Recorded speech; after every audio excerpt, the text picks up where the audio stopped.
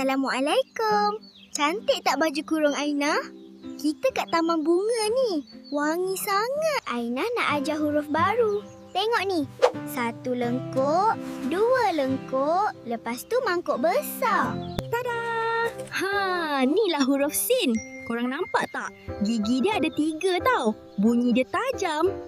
Kawan-kawan kena senyum lebar tau. Macam ni sa, si, su. Bunyi dia nipis je kan? Sekarang kawan dia pula. Bentuk sama je, tapi dia special sikit. Dia suka pakai bunga kat kepala. Kita letak bunga ni. 1, 2, 3. Dah jadi huruf shin. Bunyi shin ni tebal sikit. Kena muncung mulut macam itik. Syuh. Shin. Shampoo. Syurga. Ingat tau. Sin senyum, shin muncung. Bye kawan-kawan. Assalamualaikum.